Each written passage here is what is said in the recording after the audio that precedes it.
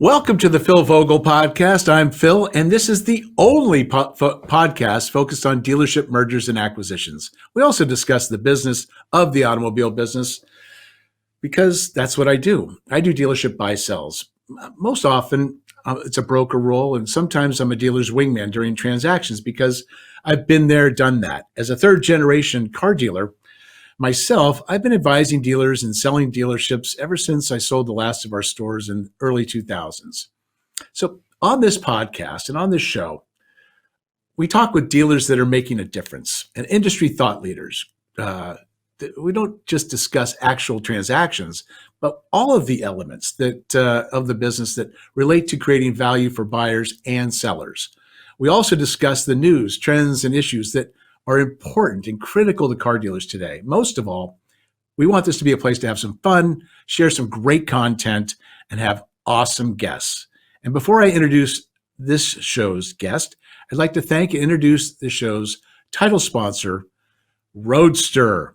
Roadster is the auto industry's leading digital sales platform, modernizing the way customers buy cars and the way dealers sell them. Its flagship storefront product comes with everything that's needed to transact both online and in the showroom, creating one seamless omnichannel experience for all. Express Storefront, it's powered by hundreds of data sources to enable customers to configure near penny-perfect deals that factor in incentives, trade-ins, service plans, and accessories.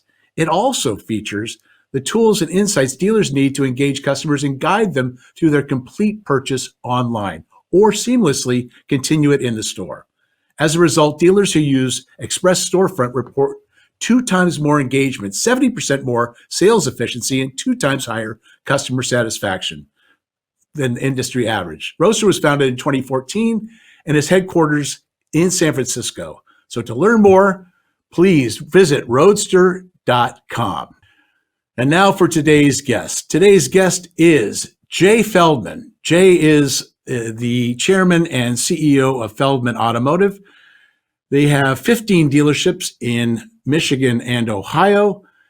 So without further ado, I give you Jay Feldman. Welcome to the show, Jay. Thanks, Bill. Looking forward to chatting with you today. Yeah, so we reached you at home. Yes, I had to be somewhere quick to be out at 3 o'clock. That's awesome. Thank you for accommodating. We really appreciate you taking the time, and know you're real busy and you got a lot going on. So really appreciate you taking the time to talk with us and share your insights with our audience. Let me get right into it. So the last year's been pretty tumultuous, to say the least, in our industry.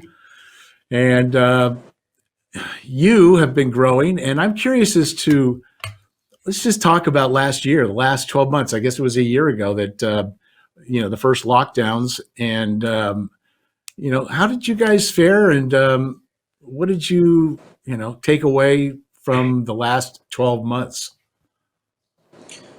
Well, obviously the pandemic was unprecedented, to say the least. And when it first started to get very serious, January, February, I had a friend of mine who's a well-known industry leader, and I called him up and we were on the phone, and he had told me the CEO of his company, the chairman of his company, advised that the president had mentioned to him that the economy would be shut down for 2 to 8 weeks. And I thought, this is the craziest thing I've ever heard. How you're going to shut down the entire economy for 2 to 8 weeks? And I thought to myself, wow, I wonder what a cash burn looks like on that. And and then I thought about our used car inventory. We get $35 million worth of used cars in stock. What's that going to be worth 8 weeks from now? And a lot of the things that I thought were the issue, or what was going to be a problem, was really kind of the opposite. Because of stimulus and I didn't really even think new car production would be a problem. Well, that obviously was a bigger problem, because you can buy used cars, but you couldn't buy more new cars because they weren't making them. So, we weathered our way through it. Certainly the first 5 months of 2020 was tough. And, the back half of the year turned out to be very, very good, the last 7 months. But, and then of course, this year over last year so far, incredibly better business. Although now we're facing the same issue with running out of cars because of the chip shortage. Sure. So we couldn't catch a break. We had a big strike at General Motors at the end of 19. Obviously, 2020 was strange because of COVID, and now we have a chip shortage. So it's like back-to-back disasters. Right. But in the meantime, we are selling a lot of cars. We were lucky enough that out of 1,200 team members, we probably had 300 with COVID, but only a couple ended up being hospitalized, one seriously on a ventilator, and everybody survived. So we didn't lose anybody in the company. We did have employees who had relatives that passed away. Sure. I had friends that passed away from COVID. And I ended up getting COVID myself in January, but I weathered through it pretty good. The used car thing was crazy, right? I mean, you talked about, you got, I don't know, you say 35 million in used cars back in the beginning of this thing, right? And everybody, I was working on a deal. I think I told the dealer, I said, I'm looking at your inventory. It was like March or April, and we need to adjust kind of some of the assumptions in here, because I think you've got about $500,000 imputed loss in your used car inventory. Well, we all know that was a falsehood, right? I mean, this was the self-imposed, recession, right? And so, typical recessions, the used car values went through the floor, at least in 08, 09. We all remember what that was like. And, what a difference. I mean, the write-up in used cars and the demand, and it was just significant. We definitely did not have an aging issue with used cars like we thought we'd have. Even, without mentioning names, probably the foremost used car name in the business suggestion to all dealers was to liquidate your inventory as fast as possible. Well, if everybody's liquidating their inventory as fast as possible, how are we all going to sell inventory, right? So in the meantime, so thankfully we didn't take that advice, and we ended up doing just fine with our pre-owned inventory, and particularly because we couldn't get new car inventory. So, and then of course with all the stimulus money that was out there, it certainly helped a lot. So, and again, we're seeing the same thing right now, where because of a lack of new car inventory, used car prices are through the moon. Right. So talk about growth. You've been on a growth spurt. But I would say you've been on a very strategic growth spurt. I think you're a very disciplined buyer.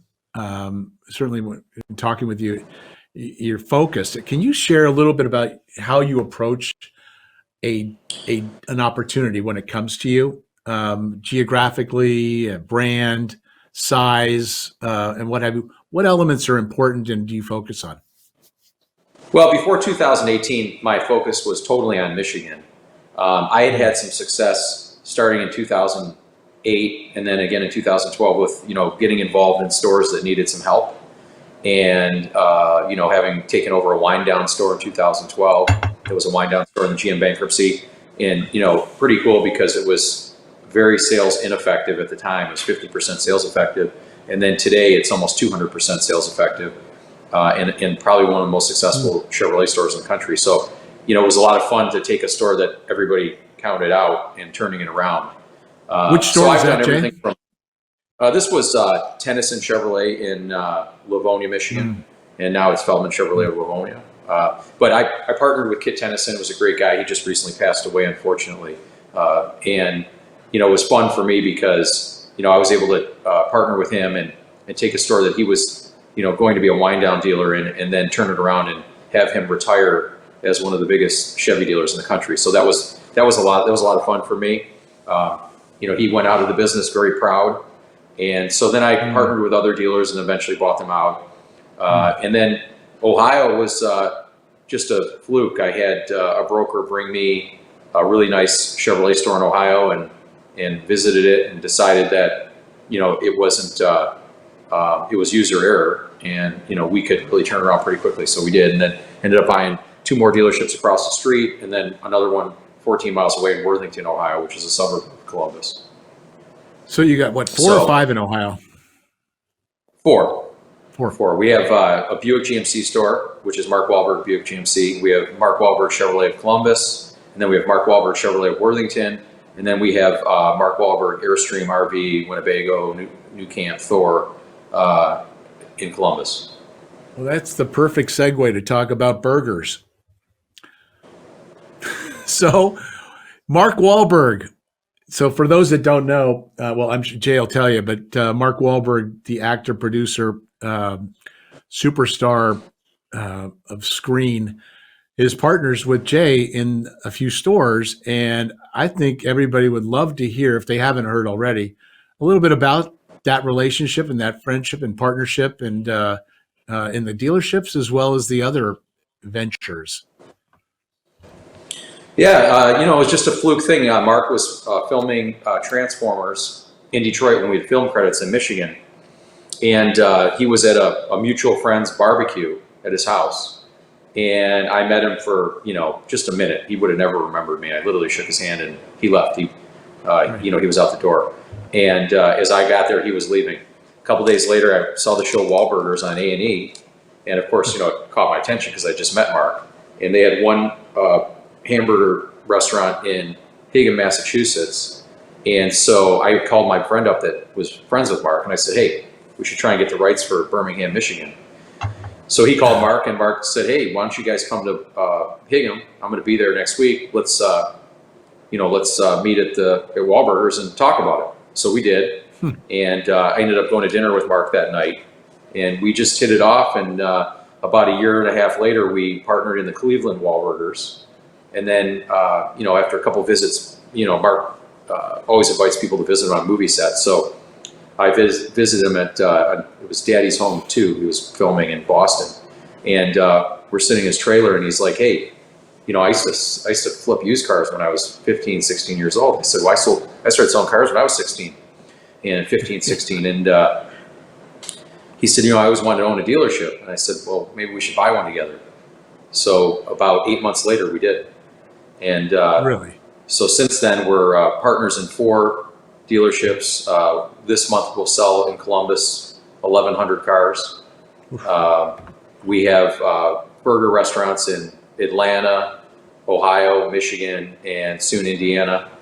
We're partners in a fitness company called F45, which is based out of Sydney, Australia. And we're in the middle of buying some other dealerships. So he's a great guy, good friend. We've been on Wahlburgers on the show together. We've been on, this dealership's been on Ellen 3 times, Stephen Colbert. Right, I love the clip you just sent me from Good Morning America this morning. That was great. Yeah. Mark was on Good Morning America this morning, did a shout out for the dealerships in Columbus. And, he's just become a really close friend of mine. We're actually talking about, we're both going to be 50 roughly the same time, so we're going to have a joint 50th birthday party together. Oh, very good. That sounds great. Yeah. So kind of fun, right? Who would have thought? Yeah, have you guys figured out where? Oh, wait, I don't even want to know. No, haven't figured that out yet. I'm actually going to spend some time with them at the end of April in Los Angeles, and we'll figure it out then. So talk a little bit about other stores and how the people who listen and watch this show know that I am focused a lot on not just deal flow but people flow. And it's critical. So as you grow, how are you, are you organically growing people in your organization to grow for acquisitions and internal promotion, or are you looking outside of your current operations for executive management, talent, GMs, and do you have any partners in the stores? Yeah, we have a general manager in each one of the dealerships.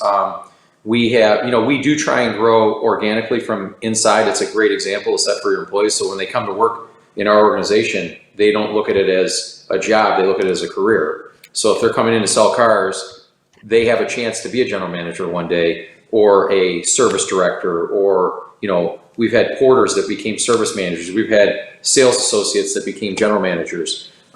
So we have examples of that throughout our organization, but we've been on a bit of an acquisition spree. We did 4 acquisitions last year. So sometimes you do have to hire from outside the company. But we just recently had a good salesperson that we promoted to an F&I manager, which is really great to be able to do that. So it's a combination of both. But we're never, you're always short of good talent. You're always trying to groom people, and hire people, but we try and keep turnover to a very low minimum, and really through pay plans and incentives and offering a path to future success can get that done. Yeah, you mentioned that. So the general managers, are they? Do you have general managers that are buying in as partners, or are they purely employees? We have some that have ownership. Mm-hmm. It just depends on the situation. Yeah, right. I got you. Yeah, like especially a store that's out of state. When you have a store out of state, it's a good tool. Yeah, especially when you get your first one out of state, right? In a new state, getting that key person in that market has some knowledge. For sure. So talking about states and geography, Ohio and Michigan, interested in someplace elsewhere? And if so, which brands and what size? Yeah, what's funny is I don't really specifically shop for a specific store or brand. I tell I have brokers call me all the time about deals, and they want me to sign an NDA, and I always tell them before I do that and waste your time and waste legal dollars reviewing it, why don't you just give me some basics about that store? Right. What kind of volume?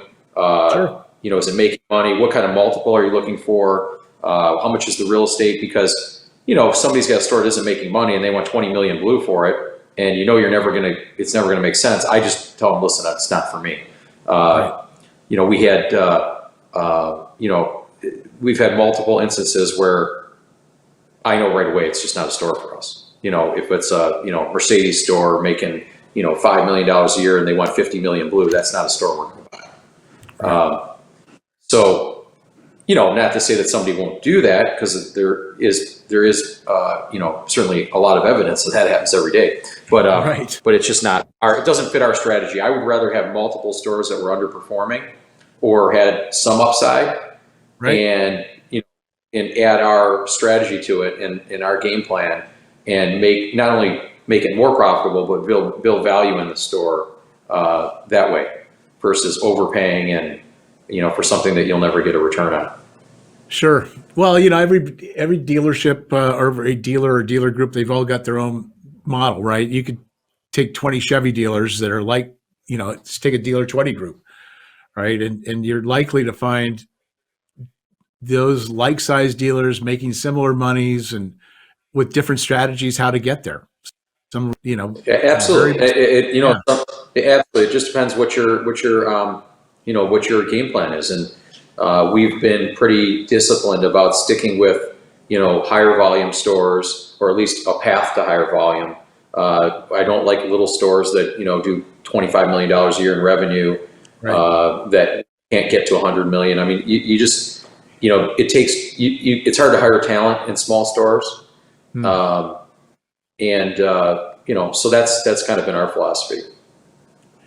So you talk about some of the challenges in the business today, and one of them, or I don't know, a challenge, but certainly a threat that is off in the distance and maybe even closer than we like, is I'm going to call it the anti-dealer businesses.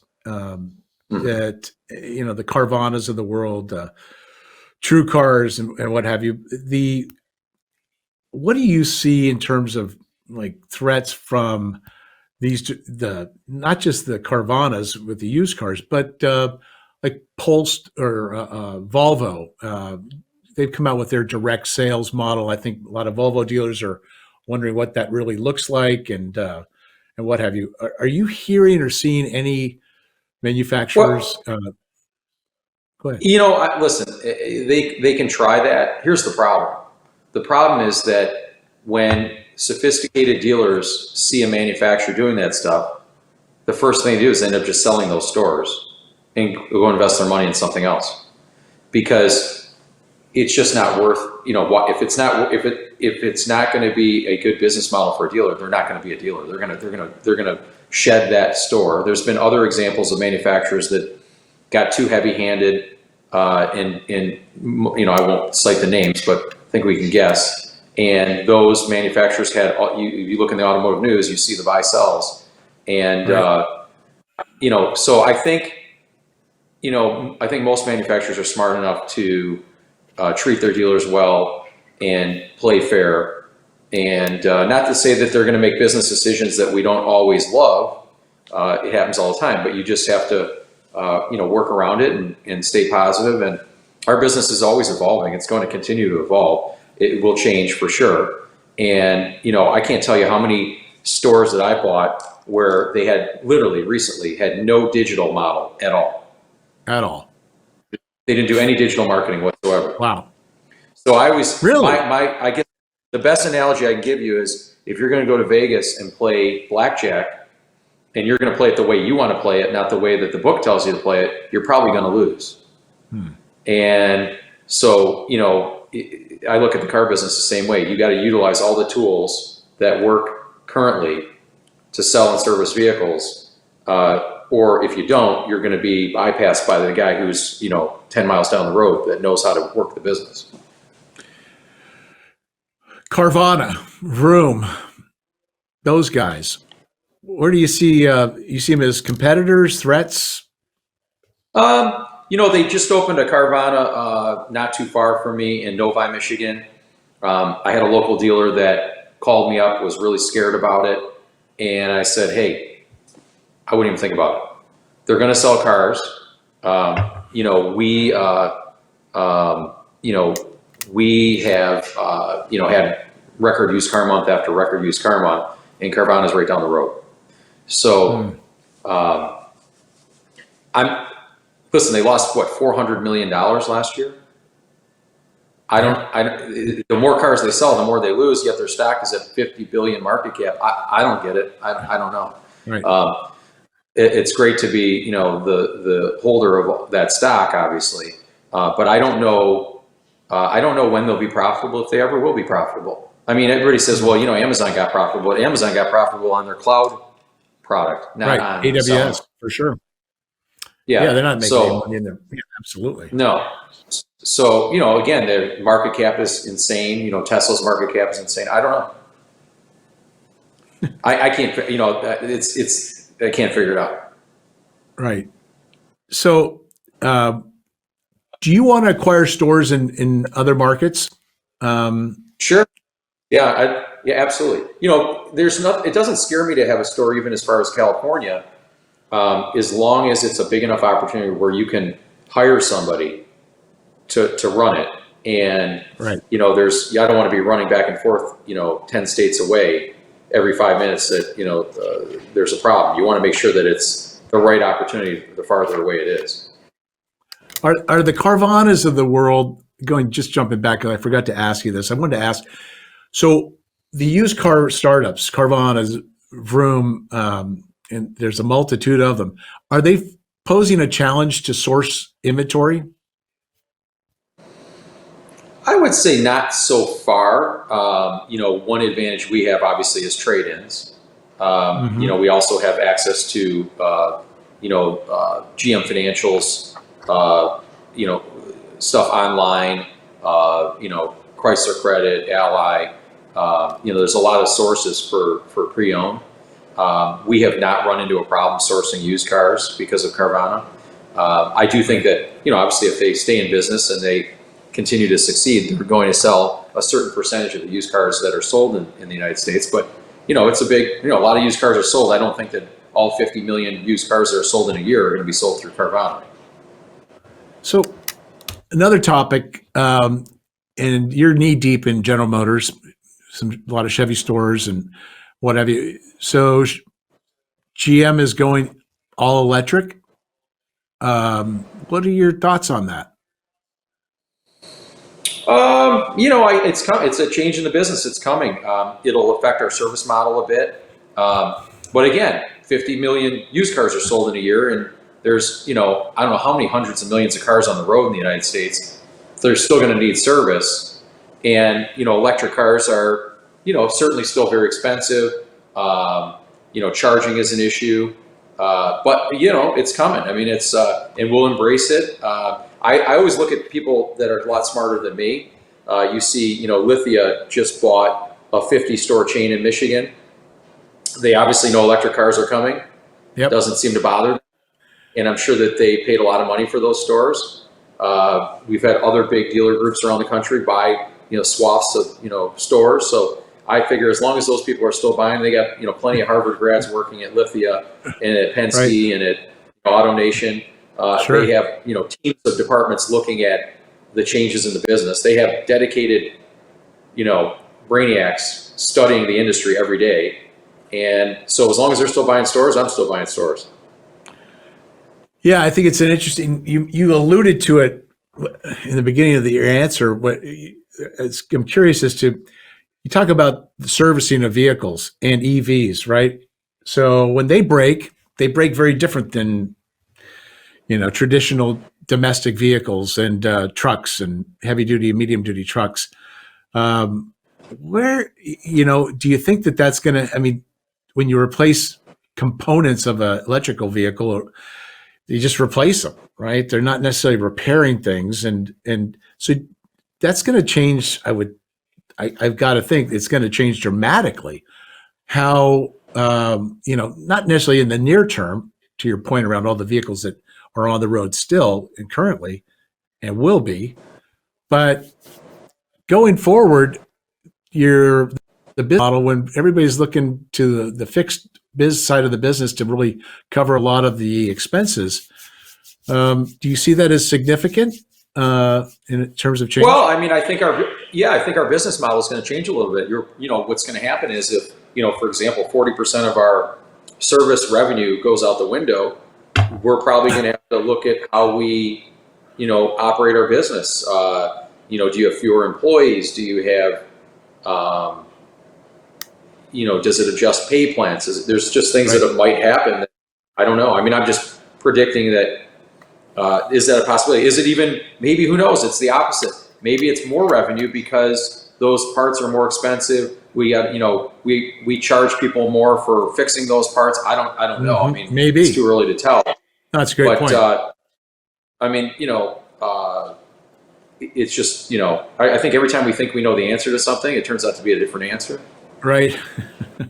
Absolutely. Well, I got to tell you, Jay, I really appreciate you taking the time to be with us today. And I think that we hit on some great topics, and I really appreciate you sharing your insights and being so candid. Yeah, it's really fun. And I really appreciate the fact that you're trying to grow and you're people centric and it's interesting, your relationship with Wahlberg. I want to hear more about the 50th birthday party. So that sounds like it's going to be a lot of fun.